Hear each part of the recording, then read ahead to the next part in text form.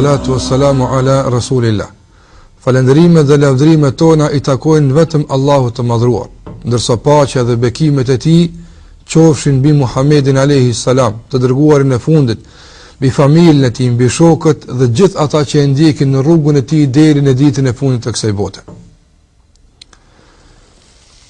Shikues të nderuar, mirë se vini në emisionin ton të radhës, të cilën e kemi emërtuar me titullin Në kërkim të adhurimit.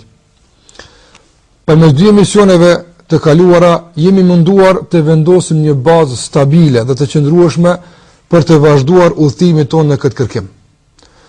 Prandaj, sikur e kam thënë në emisionet e kaluara, kam dëshirë që ajo e cila është thënë në të kaluarën të shërbejë si një bazë dhe themel stabil dhe i qëndrueshëm për tërë atë që do të vendosim mbi të në të ardhmen. Edhe ky emision i sotit, me lejen e Zotit, nuk do të dallon nga dy ata që kanë kaluar më herët. Do të mundohem edhe sot me lejen e Allahut të madhruar që këtë që do ta them në vijim të shërben edhe kjo si një bazë e fuqishme, stabile dhe e qëndrueshme për të ndërtuar adhurimin tonë në Allahun dhe për të ndërtuar mbi këtë bazë tërë atë që do ta themi në vazhdim. Me këtë që do ta themi sot plotësohet trekëndshi i artë dhe me këtë përfundojmë një hyrje të domosdoshme, të cilën duhet ta kemi parasysh vazhdimisht gjatë udhëtimit tonë në vijim. Në emisionin e kaluar kemi folur për raportet tona me Allahun, për natyrshmërinë e këtyre raporteve, çfarë i karakterizon këto raporte. Kemi folur për çka na lidh me Zotin, si duhet ne të pozicionohemi në raport me Zotin, si duhet t'i kuptojmë raportet tona me Zotin e kështu me radhë. Para këtij emisioni kemi folur për të drejtat e Zotit. Andaj ka mbetur edhe një pjesë të cilën po e vendosëm mirë, po e kuptuam drejt, do të ndërtohet me të vërtetë pastaj mbi të një ndërtesë, një pallat dhe një kështjellë e fuqishme, stabile dhe e qëndrueshme që nuk do të rënohet më asnjëherë. Prandaj, pasi që ajo që do të ndërtohet në vijim e që ka të bëjë me adhurimin e Zotit, është shumë e ndihshme dhe është shumë e shenjtë, atëherë domosdoshmë kemi që të ndërtojmë një bazë të fuqishme dhe të qëndrueshme për tërë atë që do të ndërtojmë në vijim. Sot do të fillojmë emisionin ton me një hyrje e cila është në formë të pyetjes. Një pyetje e cila është nga pyetjet e shpeshta që trokasin në vesht e njerëzve. Kjo pyetje është ndërlikuar nga njëra anë, ndërsa nga ana tjetër nuk është e rrallë që njerëzit i a bëjnë vetes së tyre, i a bëjnë të dishmive që ata mendojnë se përgjigja në këtë pyetje ekziston tek ata. Kjo pyetje nuk ka të bëjë me një shtret të caktuar të shoqërisë, as me një nivel të caktuar të inteligjencës. Përkundrazi, kjo pyetje përfshin të gjithë ata që i bashkon emri njeri. Do të thotë çdo njeri, pavarësisht a është i nivelit të lartë intelektual apo është i nivelit më të ulët, a është i pasur apo i varfër, pavarësisht në cilën kohë jeton, pavarësisht çka studion, çfarë pozite ka, pavarësisht pozitës së tij intelektuale, pozitës së tij materiale, ekonomike e kështu me radhë, të gjithë këta nuk përjashtohen nga kjo pyetje. Të gjithë këta i brejnë kjo pyetje. Të gjithë këta janë të interesuar ta dinë përgjigjen e drejtë në këtë pyetje. Mirë po, disa prej njerëzve e fshehin më tepër, nuk e shprehin. Disa mundon që të jetojnë kënd se asnjëherë nuk ka trokit në vesht e tyre kjo pyetje. E disa prej tyre e shprehin botërisht dhe vazhdimisht janë kërkim të kësaj përgjigjeje. Pse jemi krijuar? Cili është shkaku i ardhjes tonë në këtë botë? Pse na krijoi Zoti? Ka jemi duke shku? Cili është kuptimi real i kësaj jete? A përfundon çdo sa me vdekjen? Apo udhëtimi vazhdon, ndërsa jeta në këtë botë është vetëm një stacion nga stacionet e udhëtimit të njeriu drejt një caku të përcaktuar më herët. Me këtë do të miremi sot me lejen e Zotit. Dhe do të bindemi në fund se nuk do të kishim mundësi që të fillojmë udhëtimin ton në kërkim të adhurimit. Nuk do të kishim mundësi që të ndërtojmë adhurimin ton ndaj Allahut të madhruar, e as ta kuptojmë drejt këtë adhurim, po ta anashkalonim këtë temë që sot do të flasim për të. Dhe me këtë mendoj se plotësohet një hyrje e rëndësishme që ta kemi malet pastaj ta kuptojmë atë e cila do të vijë në vijim. Andaj, preokupimi me të kaluarën, prej ka kam ardhë, kush jam unë, pse jam këtu unë, pse jam krijuar, pse kam ardhë, dhe gjithashtu të interesuarit për të ardhmen, ka do të shkoj unë, çka do të bëhet me mu, cili është fundi i udhëtimit tim, e kështu me radhë, padyshim se ky interesim për të kaluarën dhe për të ardhmen e veçon njeriu nga krijesat e tjera.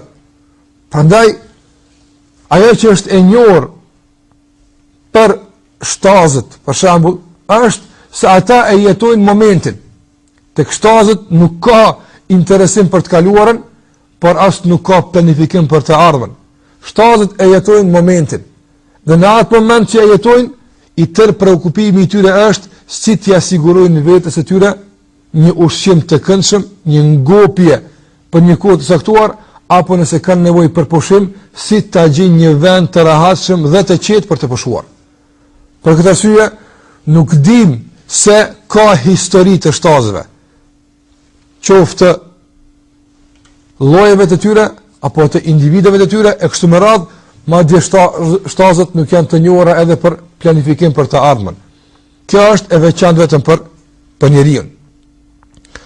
Për këtë arsye, pa njohjen e qëllimit të krijimit, pa njohjen e përgjigjeve në pyetjet që i bëra më herët, ekzistenca njerëzore humb të gjitha kuptimet. Ekzistenca e njeriu humb të gjitha kuptimet. Dhe në fund njeriu çoroditet dhe jo rrallë merr një fund tragjik. Prandaj, dhe si rrjedhoj e kësaj mosnjohjeje, nevojat e kafshëve për ngrënje, pije dhe riprodhim bëhen qëllimi i vetëm i jetës njerëzore. Dhe mendja me të cilën është dalluar njeriu nga krijesat e tjera mbetet e fokusuar vetëm në këtë sferë të kufizuar. Kjo mendje që Zoti me te e ka begatuar njeriu, nëse nuk del jashtë kësaj sfere të kufizuar, nëse nuk del jashtë kësaj sfere të kufizuar, nëse nuk mirret me diç përtej kërkimit për ushqim, përtej kërkimit për pije, përtej angazhimit për jetën dhe botën materiale, atëherë padyshim se kjo është një degradim i egër i mendjes dhe i arsyes së njeriu, me të cilën njeriu e ka fituar nderin dhe privilegjin të udhëheqë këtë kosmos, të jetë i pari dhe të jetë i dalluar nga të gjitha krijesat e tjera.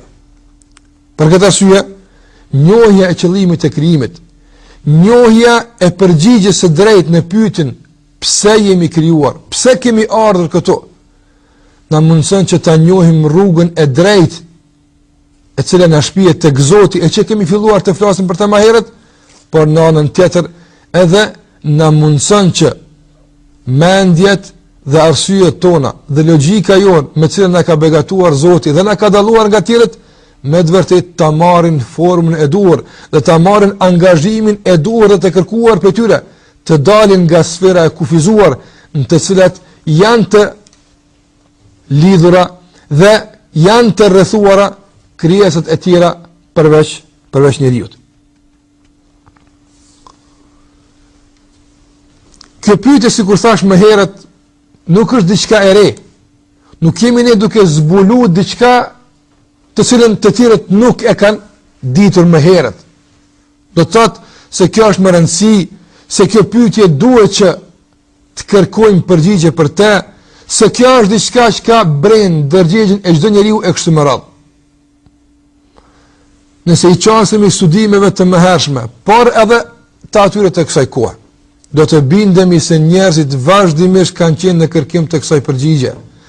Ata vazhdimisht janë orvatur që gjenë përgjigjen e duhur, e cila do të japte kuptim jetës së tyre, e cila do të ndihmonte që dalin nga dilemat e shumta, të cilat e rrethojnë njeriu gjatë jetës së tij. Prandaj njerëzit kanë qenë të unifikuar sa i përket kësaj pyetjeje. Mirë po, fatkeqësisht, ky unifikim nuk i ka përcjell pastaj edhe në rrugtimin e tyre drejt përgjigjes. Me një fjalë, edhe pse njerëzit të gjithë mendojnë, orvaten, përpjekën, mundohen që ta gjejnë përgjigjen e këtij pyetje, dhe brenga e tyre përgjetën një përgjigje në këto pyetje, të cilat i lanson natyrshmëria e brendshme e njeriut. Shpirti i tij i brendshëm nuk e lën rahat derisa ta qetëson këtë shpirt me përgjigje të drejtë. Edhe pse të gjithë njerëzit janë të unifikuar në këtë, sikur se theka, përgjigjet e tyre dallojnë dallim të madh në mesvete. Dhe varësisht nga këndi që janë qasur njerëzit, dhe varësisht nga informata që i kanë përdorur, dhe burime që i kanë konsultuar për të gjetur një përgjigje në këtë pyetje të rëndësishme, varësisht nga tërë kjo, ka ardhur edhe përgjigja e tyre. Allahu i madhruar në Kur'an flet për disa nga këto kategori njerëzish, të cilët kanë dhënë një lloj përgjigje për jetën e tyre. Edhe pse kjo përgjigje nuk ka buruar nga një studim intelektual, nuk ka buruar nga një studim shkencor, nuk ka buruar nga një mendim i pjekur, mirë po është thënë vetëm sa për të thënë diçka. Ajo që cekët në Kur'an nuk është e tëra që mund të themi se ka përfshirë të gjitha ato mendime dhe përgjigje që ka thonë njerëzit në lidhje me këtë pyetje. Mirë po Allahu Azza wa Jall sa për ilustrim ka përmendur disa nga këto përgjigje. Ne do të përmendim përgjigjen kuranore dhe do të mundohemi që pastaj të përmendim edhe disa nga përgjigjet e tjera të njohura në këtë kohë, e pastaj të dalim edhe në përgjigjen tonë se çka thot Islami për konceptin e jetës. Kur ka ardhur i dërguari Muhamedi alayhi salam në shoqërinë e tij dhe ka filluar të ftojë njerëzit në fenë e pastër të Allahut, ka filluar që të mëson njerëzit për qëllimin e krijimit, të mëson njerëzit se jeta në këtë botë nuk është fundi, mirë po kjo është stacion i një udhëtimi më të gjatë. Atër një grup njerëzish kanë dalë dhe kanë thënë se e tërë jeta që e jetojmë ne nuk është diçka tjetër përveç se ushqim dhe pije. Dhe ne na shkatron vetëm koha. Do të thotë kalimi i ditëve dhe i natës është ai që e harxhon jetën tonë dhe me përfundimin e jetës tonë përfundon çdo sen. Kështu ata janë shfaqur duke menduar se jetën e këtë botë është e rastësishme dhe jetën e këtë botë nuk ka ndonjë kuptim dhe jetove i drejt apo jetove i pa drejt, jetove i mirë apo jetove i keq, jetove në kushte të mira apo jetove në kushte të këqija, jetove duke punuar mirë apo jetove duke punuar keq, e tëra është e njëjtë, nuk ka far dallimi, nga se kur të vdesim të gjithë jemi të barabartë. Si jemi të barabartë, të gjithë bëhemi dhej. Dhe kështu të barazohen të mirët me të këqit, dhe kështu të barazohen me zorët me të drejtit e kështu me radhë. Andaj ata kanë insistuar që t'i kushtohet sa më tej rëndësi në jetën e kësaj bote, shfrytëzimit të epsheve, pasimit të tyre, kënaqësive të përkohshme, pavarësisht sa do të jenë këtu në llogari të drejtave të dikujt, apo do të jenë në llogari të kohës së tyre e kështu me radhë, nga sa ata kanë menduar se jeta në këtë botë nuk është tjetër përveç se një përjetim i këndshëm i cili përfundon me mbylljen e syve në fund të këtij udhimi. Edhe pse janë munduar kështu të shprehen, mirë po vazhdimisht natyrshmëria e tyre e brendshme, që Allahu e ka krijuar njeriu, vazhdimisht ajo i ka ngacmuar, nuk i ka lënë rahat që ata të jetojnë të rahatshëm, që të jetojnë të qetë në hijen e këtij gjykimit të tyre për jetën. Andaj, nëse referohemi poezive të tyre, shkrimeve të tyre, do të shohim se elita intelektuale e tyre nuk ka mundur të pajtohet se e tërë kjo jetë është pa ndonjë qëllim. Kjo është që Kurani flet për të kaluarën. Mirë po, edhe e ardhmja e njerëzve nuk ka qenë shumë e ndryshme nga kjo që thamë më herët. Kështu që njerëzit zgjodhen përgjigje të ndryshme. Disa prej tyre thanë se jeta në këtë botë nuk është tjetër përveç se një tërësi ligjesh, të cilat funksionojnë pa ndikim nga jashtë. Do të thotë, sikurse një orë e ndërtuar, një orë e prodhuar, e cila në të cilën orë çdo pjesë e kësaj ore e ka rolin e vet. Dhe ajo funksionon në mënyrë mekanike, pa ndonjë qëllim. Akrepat e orës lëvizin, mirë po pa e ditë se qëllimi i tyre është për të treguar kohën. Këtë është edhe njeriu për ta. Kryen disa funksione në këtë botë, i kryen disa punë, e ka një rol të caktuar, mirë po në mënyrë mekanike, në mënyrë të rregulluar më herët. Njeriu nuk e din qëllimin e krijimit të tij, nga se për ta nuk ka ndonjë qëllim se te i ka lënë këtë mekanizëm. E disa të tjerë thonë se njeriu nuk është krijesa e cila meriton udhëheqjen për shkak se ka një qëllim të kërkuar për njeriu e i cili qëllim nuk kërkohet nga tjerët. Jo për këtë është dallu njeri. Mirë po ata mendojnë se njeriu është i privilegjuar. Njeriu i ka takuar udhëheqja në këtë botë. Për çfarë arsye? Nga se në bazë të materjes e cila ka evoluar vazhdimisht, prej krijesë në krijesë ka përfunduar evolujimi tek njeriu dhe ka mbet njeriu ky që është. Pra sipas tyre, rastësisht njeriu është i përsosur. Rastësisht njeriu është udhëhec, rastësisht njeriu është më i mençur. Është ai i cili ka mendjen dhe arsyen dhe logjikën. Rastësisht. Jo pse dikush e ka shtyr këtë proces, jo pse dikush ka dashur që njeriu për shkak të një qëllimi të caktuar të jetë i tillë. Prandaj sipas këtij kuptimi ka pasur mundësi që edhe rastësisht procesi i evoluimit të përfundon tek bretkocat, kështu që do të kishim sot bretkoca që udhëheqin ndërsa njerëz që jetojnë në moçale. Apo sipas tyre ka pasur mundësi të jetë mini, apo qeni, apo maca. Kush do kohë për krijesave ka pasur mundësi që ta ketë privilegjin e ndër njeriu, nga se sa i përket qëllimit nuk ka qëllim. Sikurse do të thotë jeton shtaza, sikurse angazhohet shtaza, mund të njëjtin qëllim e ka edhe njeriu. Prandaj në bazë të kësaj, në bazë të këtyre kuptimeve, kuptojmë një degradim të egër dhe ekstrem të njeriu, e që ai që e ka krijuar nuk e ka dëshiruar këtë degradim për të. Pasi që përmendëm disa prej këtyre përgjigjeve të njerëzve që janë munduar ta japin në lidhje me qëllimin e krijimit, në lidhje me preardhjen e njeriu, në lidhje me zanafillën e krijimit të njeriu dhe rolin e tij në këtë botë, njerëzit e tjerë që e kanë dëgjuar dhe e kanë përcjellur këtë debat të zhvilluar shekuj me radhë dhe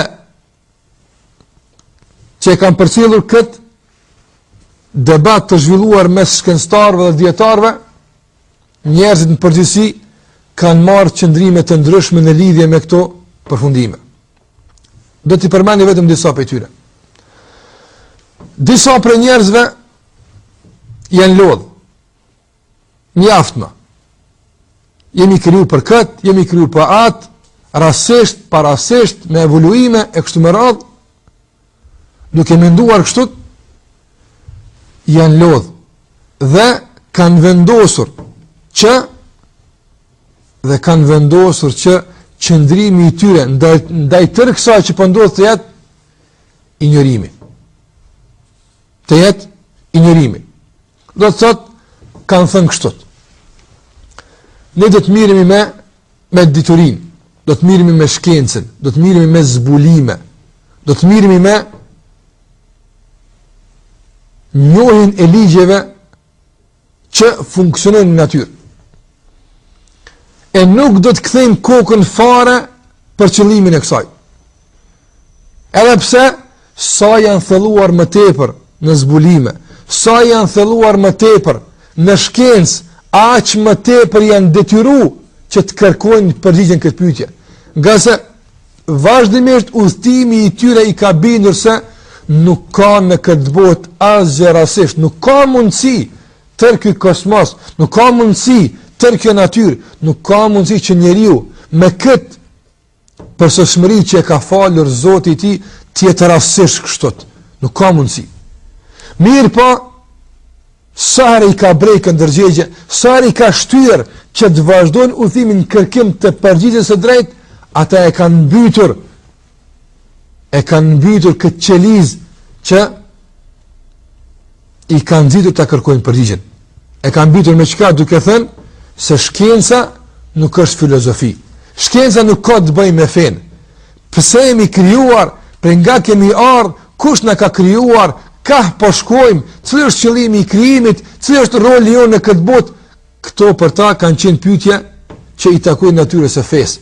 E për ta feja nuk ka pas rëndësi të madhe, nuk është e rëndësishme, më rëndësishme që na të vazhdojmë zbulimet tona dhe ta avancojmë shkencën për të mirën e njerëzimit. Zbulimet e tyre shkencore dhe insistimi i tyre për të vazhduar me shkencën nuk është diçka e qartuar. Përkundrazi, kjo është diçka që me të vërtetë kanë bërë punë të ndershme dhe duhet lavdruar për këtë. Mirë po, mbytja e atyre ndjenjeve, injorimi i tyre, i vazhdueshëm për këtë, kjo është ajo që ka prodhuar gabimin. Njerëzit më herët kanë qenë shumë në distancë të largë me natyrën. Njerëzit përpara kanë qenë shumë më larg vetes së tyre, nuk kanë pas mjete që të komunikojnë me natyrën, nuk kanë pas mjete që të njihen me veten e tyre kaq afër.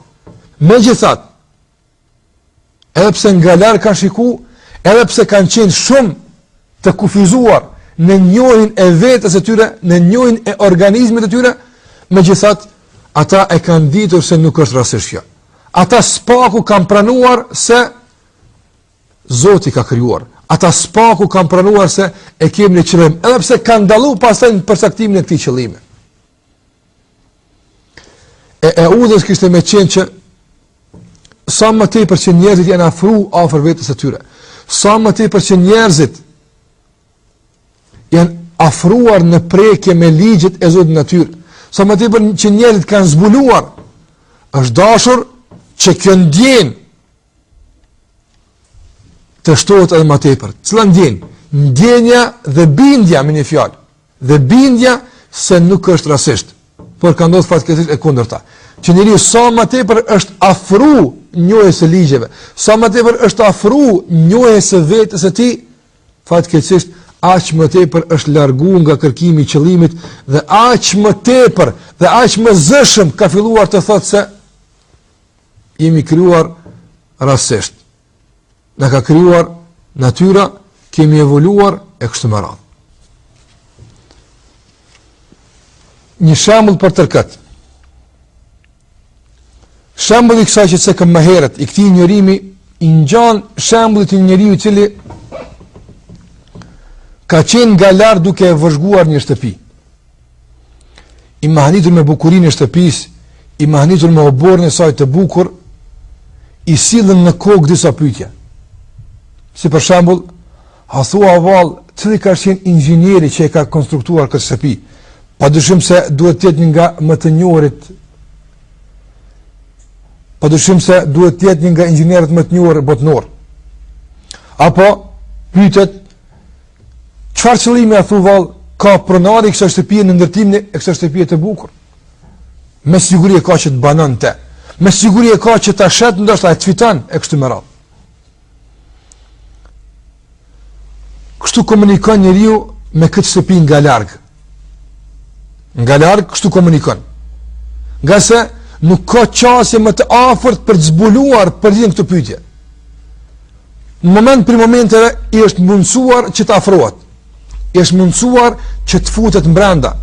Dhe mahnitja e tij me bukurinë dhe mahnitja e tij me perfeksionizmin e treguar në ndërtimin e kësaj shtëpie shtohet edhe më tepër. Por tash qëndrimi i tij është i kundërt. Në vend se përmes asaj që ndërtu mbrana të kupton, a thua vallë ka vendos pronar të jeton brenda apo jo? A ka vendos ta shet apo jo? Në vend se që të zbulon këto lloj qëllimesh dhe të bën këto lloj përpjekjesh, se cili është qëllimi i ndërtimit të kësaj shtëpie. Cila kompani ka pas mundësi ta ndërton kaq bukur, në vend se kështu të bisedon me vetën e tij dhe të afrohet ka përgjigje, njeriu thot, po sa të futet brenda, po sa të afrohet, thot, tash u binda se kjo shtëpi që ka ndërtu vet. Tash u binda se kjo shtëpi që ka rastësisht e vendosur në këtë vend nuk ka ndonjë qëllim të caktuar. A nuk është kjo një paradoks si sharak?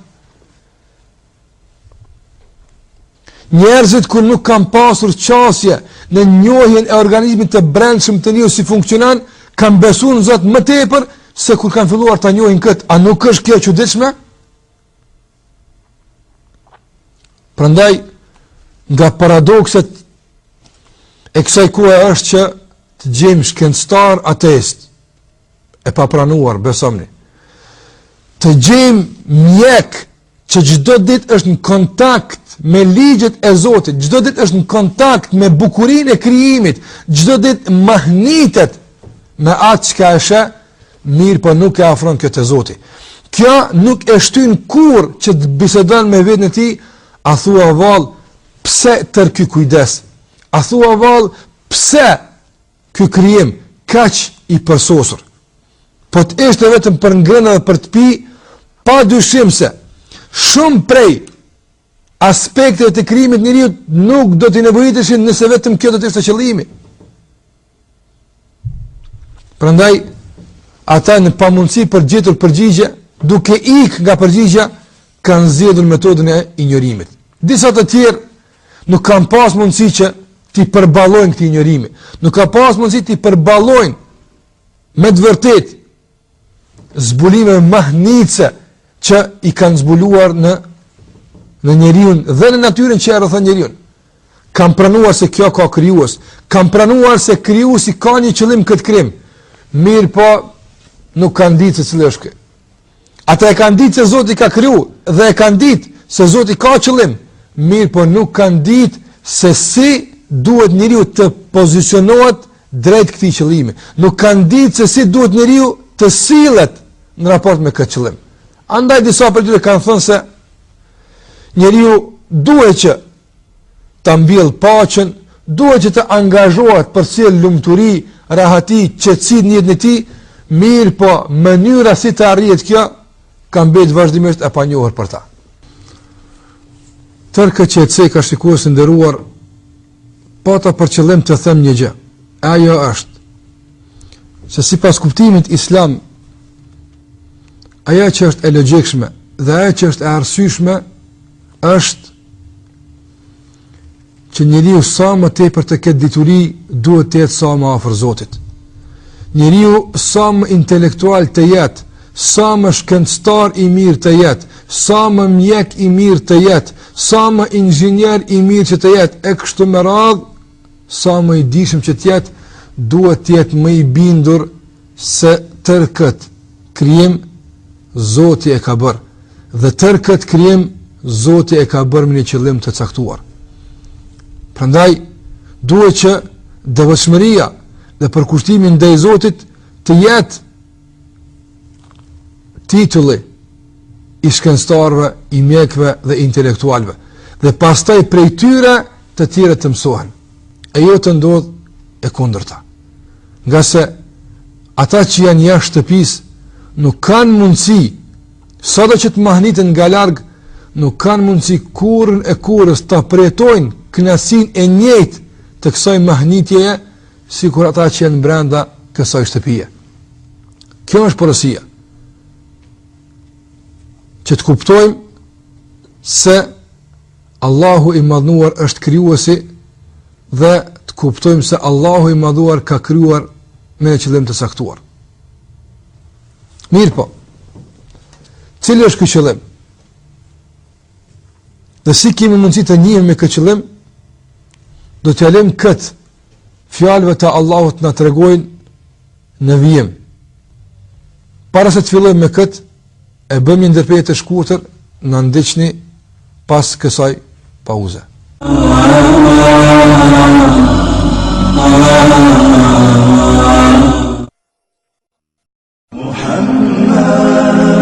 أشرف الأعراب والعجم خير من يمشي على قدمه باسط المعروف جامعة صاحب الإحسان والكرم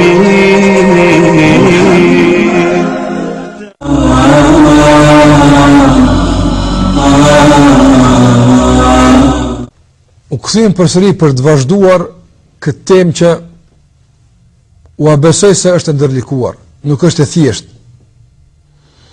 Jo pse në esencë kjo temë është ndërlikuar, mirë po për shkak se njerëzit kanë përdorur metoda të ndërlikuara dhe e kanë ndërlikuar pasaj dhe përgjigjen.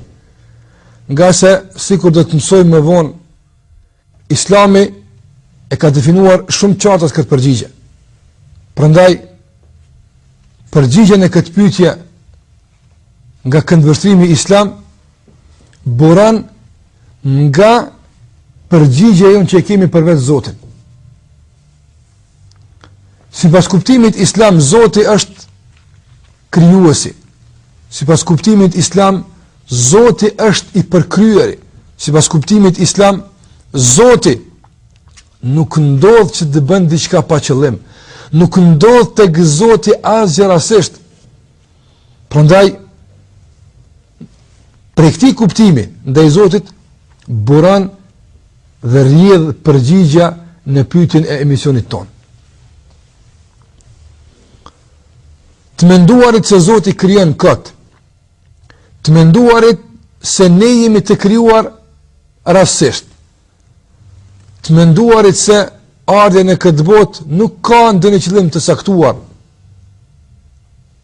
Padyshim se dikush për njerëzve mund ta kupton këtë se ky është qëndrim personal i çdo kujt prej neve. Do të thotë dikush ka drejt me mendu se e ka krijuar natyra. Dikush ka drejt me mendu se ka ardhur rastisht. Dikush e drejtë e tij është me mendu se është kriju si rezultat i një evolucioni që është zhvilluar shekuj më herët. Kështu disa mendojnë se kjo është e drejtë dhe njeriu ka drejt të shprehet sikur se don.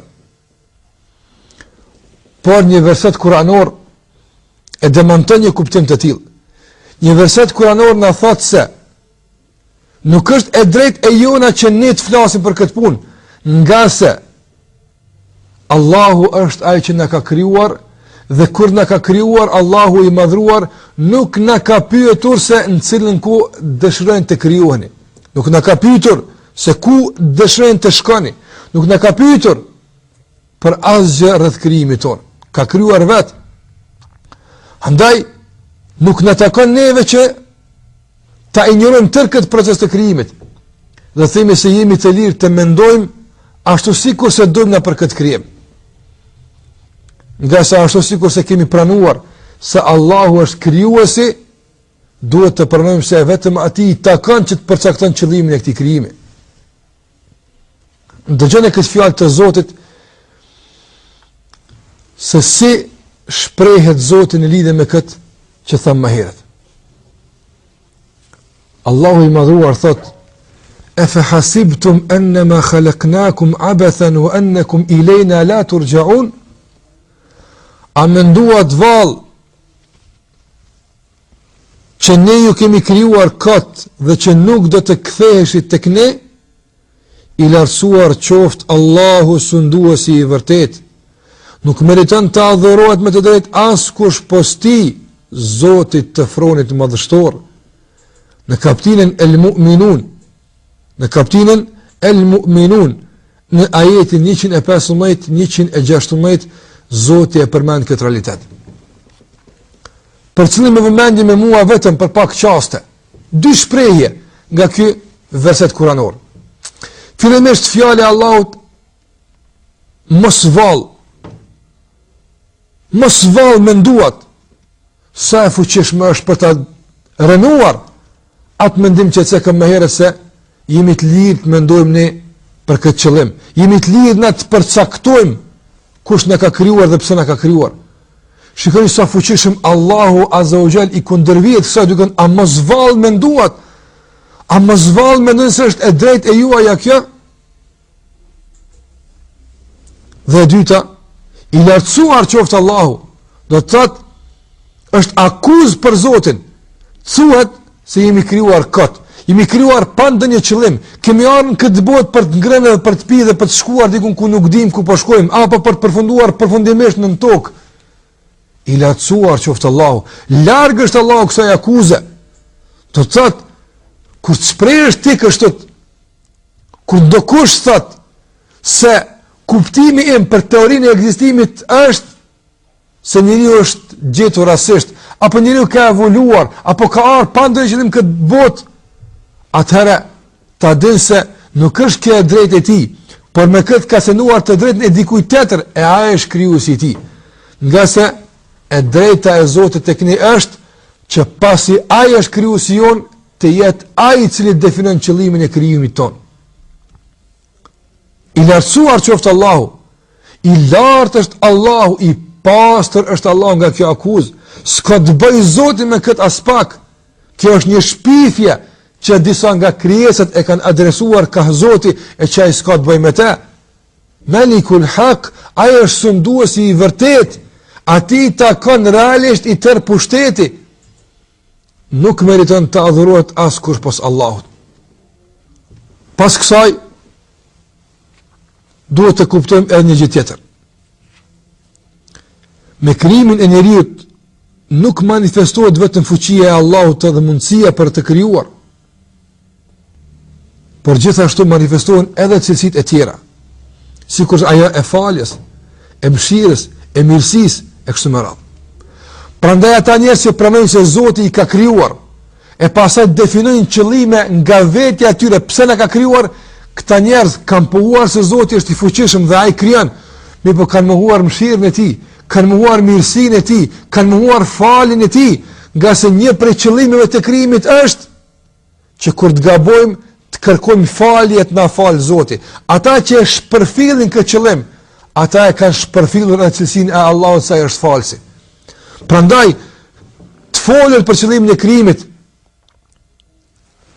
është e lidhur drejt për drejt me të drejtën e Zotit.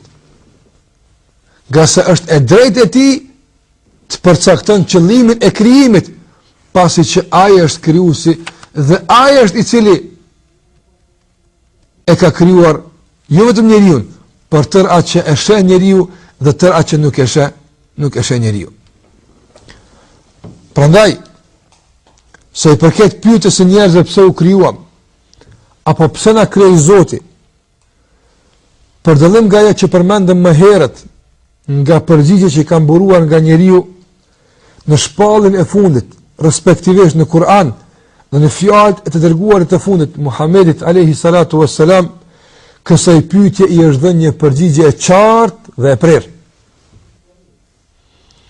Mbështetur në këtë që e ceka, në kapitullin e Dhariyat, Në kapitullin Adh-Dhariyat, Allahu ka definuar qëllimin e krijimit të njerëzimit kështu: "Wa ma khalaqtul jinna wal insa illa liya'budun." Nuk i kam krijuar gjinët dhe njerëzit për asgjë, vetëm që të më adhurojnë. Në një verset tjetër thot Allahu i madhruar: "Alladhi khalaqa al-mauta wal hayata liyabluwakum ayyukum ahsanu amala." Ai ka krijuar jetën dhe vdekjen për t'ju provuar se kush prej jush do të veprojë më mirë. El-Mulk, ajeti i dytë. Kështu pra, qëllimi i qëndësishëm për të cilin është krijuar njeriu është adhurimi i Zotit. Dhe kjo jo për shkak se Zoti ka nevojë, nga se këtë dilemë kemi folur për të në emision e kaluar, kur kemi cekur fjalën e Zotit të transmetuar nga Ebu Dherri, ku thuhet se, o robët e mi, në qoftë se të gjithë ju ngriteni në shkallën e më të devotshme nga ju, nuk e shton kjo pushtetin tem as pak. Prandaj Zoti nuk ka nevojë për adhurimin ton, nuk na ka krijuar pse ka nevojë për neve. Dhe në anën tjetër, qëllimi i krijimit të njerëzve është të provojë sjellja e tyre. Kjo botë e jetës dhe e vdekjes, kjo botë e pasurisë dhe e varfërisë, kjo botë e shëndetit dhe sëmundjes është krijuar për t'i shoshitur dhe për t'i dalluar shpirtet e mirë nga shpirtet e këqij. Nga se tek e fundit sjellja njerëzore në këtë botë është masa e besimit të tyre. Mirë po, duhet theksuar se provimi i sjelljes së njerëzve nuk bëhet për ta informuar Zotin për njerëzimin, nga sa ai është i gjithdijshëm. Mirë po bëhet për një shkak, e ai është për t'ia vërtetuar njeriu drejtsinë e gjykimit para Zotit. Zoti e din si në çdo kujt për neve, dhe Zoti e din si është çdo kush për neve. Mirë po i ka mundsuar njerëzit që të veprojnë, që nesër kur dalin para Allahut të madhruar, mos ta mohojnë diturinë e Zotit, por të vërtetohet dituria e Zotit për ta me veprat e tyre. Kështu pra, shikues të nderuar, hap pas hapi erdhëm në dyert e adhurimit, duke kuptuar se adhurimi është e drejtë e Zotit,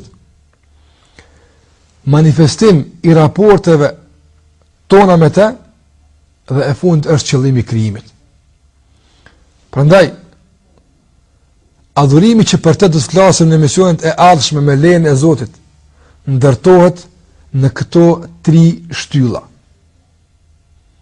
Kështu Islami e definon arsyen e adhurimit ndaj Zotit.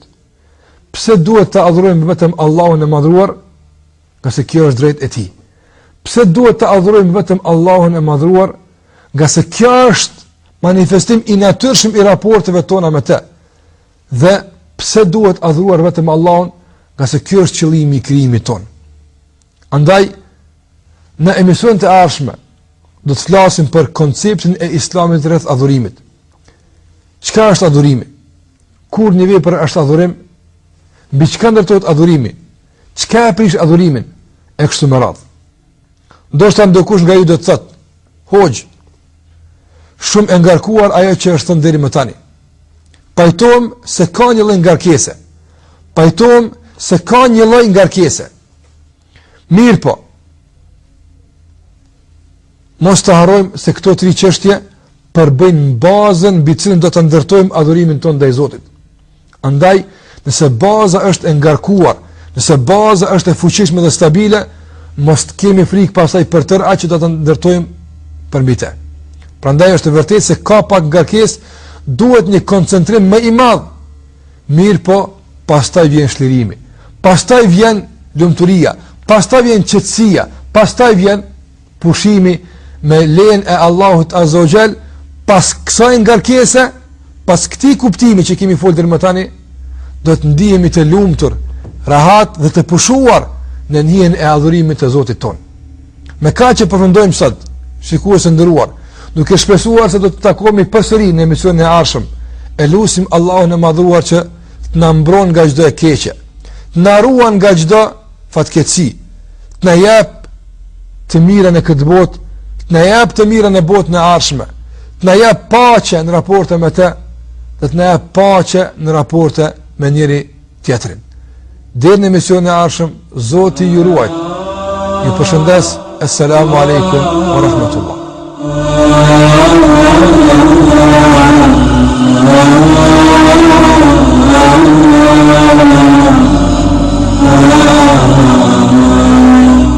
Ah